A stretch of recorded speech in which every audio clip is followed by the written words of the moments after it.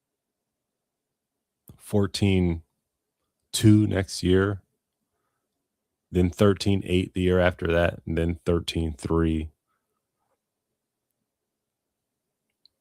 and then 12-7. Right, I think that would be a great journey for you, and you might kill that, and you might run much faster than that, and then have to set new goals. But track is very much a you versus you kind of sport. It's non-contact. It's you have people lining up next to you, but ultimately your own brain and your own body determines whether you do what you practiced or you get nervous and you don't do what you practice.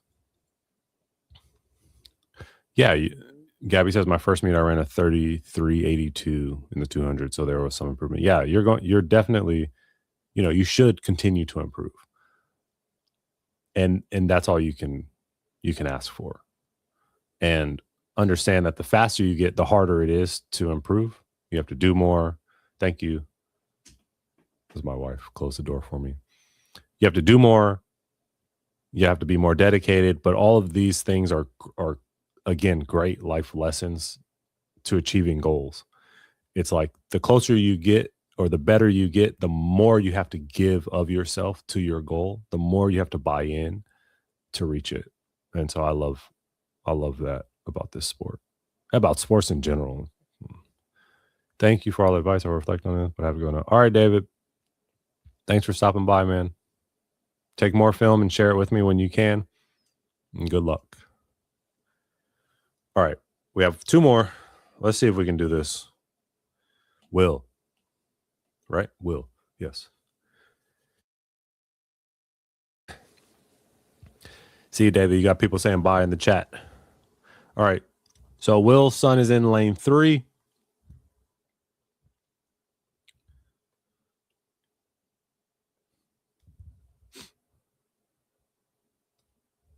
Let's see here. What does the start look like? This is what we're looking at. Lane 3. Oh, yeah. Come on, Xavier!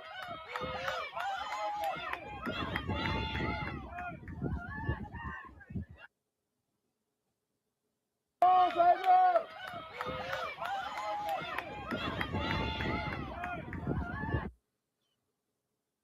Come on, Xavier!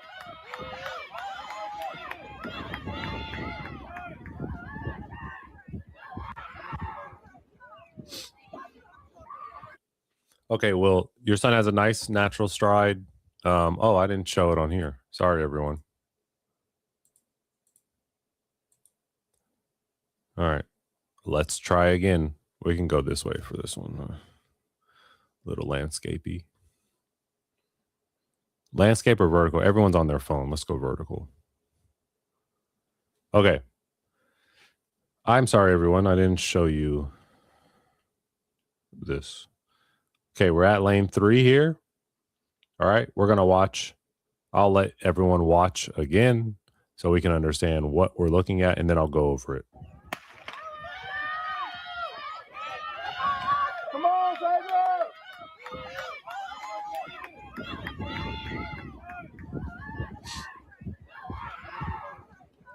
All right. So again, this is Will's son, Wilson. This is Will's son, and that's who we're giving feedback to right now. So automatically in the start of this, Will, you can see that your son pops up out of the blocks, just as I was telling David here. Right. Pretty much right away. So no dry phase. If you look at the person next to him, he's still in dry phase. Person over here, dry phase. Little bit of a dry phase. Dry phase. Okay. And that's 2 meters out of the blocks. I know you guys are new. I'm going to review this the same way I review every video with the understanding and with the context that you guys are new. So, you may not even know. You might know what a dry phase is, Dad, but your son probably has no idea. So, and that's okay. But I'm just telling you, especially for the 100. I mean, I take it back. 200, 400, everything. If you don't have a dry phase, you're not getting the most out of the race that you can, out of yourself. you're losing time. And our whole goal is to not lose time. Okay.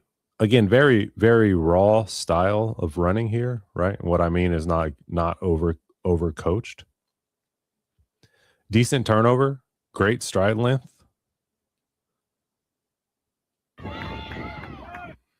Yeah. Here goes Will. Excuse me, this is Will's son. He may have shared his name, I forget it.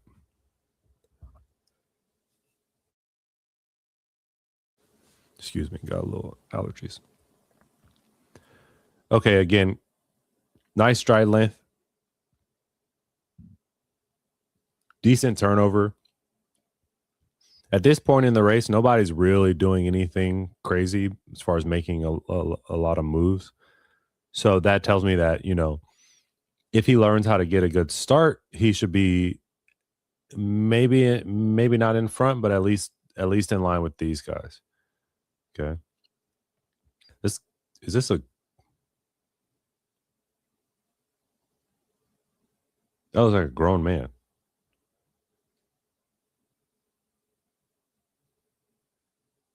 Okay.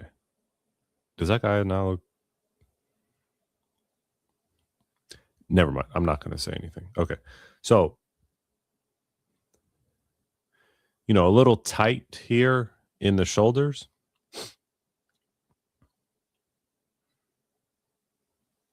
Okay. Shoulders are kind of like, come on. Raised up towards the ears. A little tight. Fighting.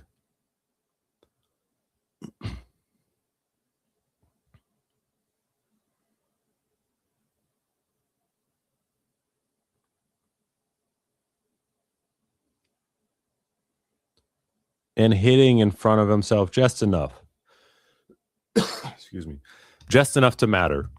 Striking the track in front of his center of mass, in front of his hips. Okay. That's one. I gave Will a lot of feedback already through DM, you know, in school. And this is the 200 lane 5 is who we're watching for.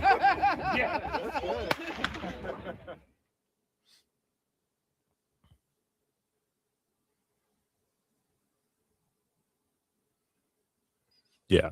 The head goes back, the chest comes forward. So what I told Will is that he needs to have his shoulders down. Okay? Chin down as well. Looking again, same thing as David. Like, I want to look 10 meters ahead in the dry phase, and then as I'm coming up, my eyes are fixated on the finish line. I need to be obsessed and possessed about getting to the finish line as fast as possible. This will put my body in a better position.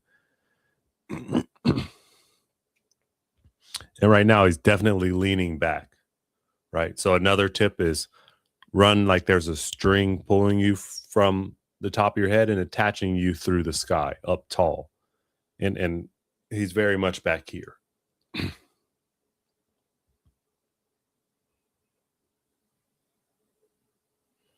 What happened? Lane 3 was out. Lane 2 was out of there. Okay. Same thing. No drive phase, right? So when you don't have a drive phase, the race is going to seem extremely long. When you can incorporate a good drive phase, the race seems much shorter. You don't die out as quick. You're able to hold your top end speed for longer down the track. And once again, we just pop straight up out of the blocks. I mean, impressive that you can use the blocks here.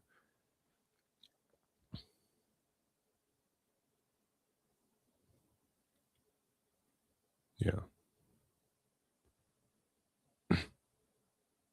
Okay, so maybe one major thing for you, Will. Look at his left leg. It just drags through here. It doesn't step up and over the knee. I'm looking at this knee. Yep. In this leg. It just drags through. There's no front side. I mean, first of all, you're still supposed to be in dry phase, but if you're not in dry phase,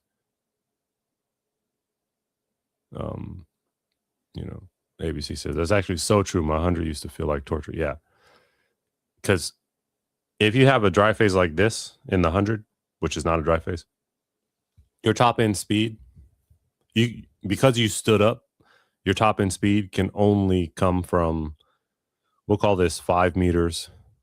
We'll call it, so at about 40 meters, you will have reached your max speed. So the only other option after that is to slow down. So from 40 meters to 100 meters, that's 60 total meters, you'll be slowing down and you'll be fighting fatigue. When you drive to 30 meters and then transition to upright speed at 40, your top end speed comes between 40 meters and 70 meters. And then you only slow down from 70 meters to 100 meters, which is 30 meters of slowing down. And so you not only reach your max end speed much later in the race, but you slow down less as well. That's why you need to drive. It's true in the 200, it's true in the 400. The beginning of your race sets up the end of your race. When you're patient, open in the beginning of the race, you can be patient and open at the end of the race and not feel like there's someone pulling you down into the track, the track monster, the turf monster, we used to call it.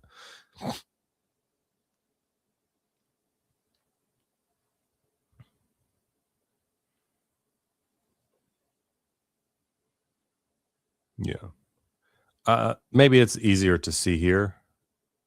I can't really zoom in that much, and it's not the best quality.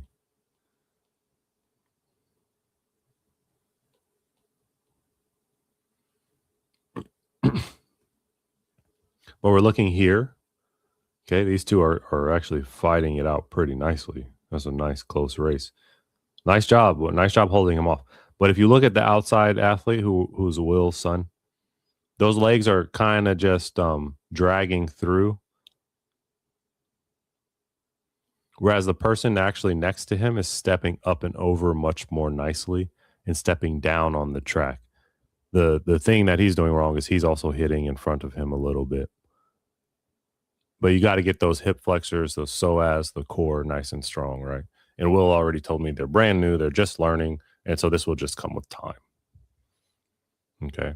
It will come with time. All right. Well, this is all the film that I've had so far. This is Speed Lab. Let's see. Anybody submit more film? No. Okay, great.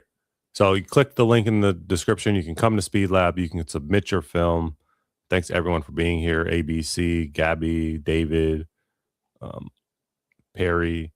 I hope that you guys submit film. Helios, get in there, man. Or woman or person. Get in there, submit your film. This is not the first time I've seen you, which means you want to get better. And that's what I'm here for. So thanks for stopping by. I'll see y'all later. Peace.